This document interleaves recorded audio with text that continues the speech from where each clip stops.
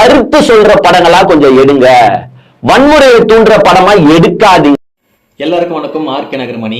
இந்த வேஸ்ட்டாக போன ரோஸ்டி பிரதர்ஸ் என்ன சொல்கிறாங்க அப்படின்னு பார்த்தீங்கன்னாக்கா, சென்னை லோக்கல் ட்ரெயினில் நடந்த திருத்தணி அந்த சம்பவம், தளபதி நடித்த அந்த மாஸ்டர் மூவி தான் காரணம் அப்படின்னு சொல்லிட்டு இந்த பரதேசி பண்ணாடிங்க மனசாட்சி இல்லாமல், மனிதாபிமானம் இல்லாமல், அந்த அநியாயத்தை எப்படி நியாயப்படுத்தணும்னு சொல்லிட்டு தன்னோட கட்சிக்காக உண்மையாக இருக்கிறேன் அப்படின்ட்டு கேவலமான ஒரு செயலில் ஈடுபட்டிருக்காங்க.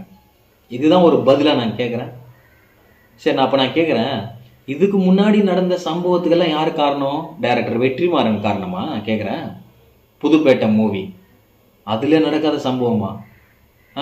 அதில் எப்படி ஒருத்தனை போடணும், எப்படி ஒருத்தனை கவனிக்கணும், எப்படி ஒருத்தனை இது பண்ணணும் அப்படின்ட்டு எவ்வளோ சீன் இருக்கும். அப்போ அதுக்கெல்லாம் யார் காரணம்? எவ்வளோ படம் இருக்குது, விசாரணை, இந்த மாதிரி அப்புறம் நிறைய இருக்குது.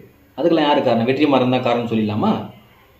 டேய் பரதேசி பண்ணாடிங்களா, பல டைரக்டர்கள் மூளையை கசிக்கி பிழிஞ்சி ஒரு படத்தை எடுத்து ரிலீஸ் பண்ணால், நீங்கள் தேட்டர் வாசலில் பிச்சு எடுக்கிற மாதிரி போய் ரிவ்யூ எடுத்துகிட்டு சம்பாதிச்ச பணத்தில் தான் இன்றைக்கி நீங்கள் யூடியூபர் ஆகிருக்கீங்க.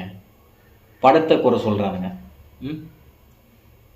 அதாவது ஒரு படத்தில் ஒரு டைரக்டர் மூலிமா ஒரு ஹீரோ ஒன்று சொல்கிறாருன்னாக்கா, இந்த மாதிரியெல்லாம் இருக்குது பாருங்கள், அலட்சியமாக இருக்காதீங்க, உஷாராக இருங்க அப்படின்னு சொல்லிட்டு நம்மளுக்கு முன்னெச்சரிக்கையாக படம் மூலிமா சொல்கிறாங்க. இந்த ஃபைட்டு சாங்கு அதெல்லாம் விட்டுருங்க, சில டைலாகு, சில சம்பவம் நடக்கும்போது அந்த இடத்துல ஹீரோ போய் காப்பாற்றுறதும் அப்போ சொல்கிறதும் அதெல்லாம் நம்மளுக்கு வந்து முன்னெச்சரிக்கையாக உஷாராக இருங்கன்னு சொல்கிறாங்களா? பாரதேசி பண்ணாட ரோஸ்ட் பிரதர்ஸுங்களா, தன்னோட கட்சிக்கு உண்மையாக இருக்கணும் அப்படின்னு சொல்லிட்டு இந்த மாதிரி மனசாட்சி இல்லாமல் மனிதாபிமானம் இல்லாமல் பேசுகிற ரோஸ்ட் பிரதர்ஸுங்க என்ன சொல்கிறதுன்னு தெரில.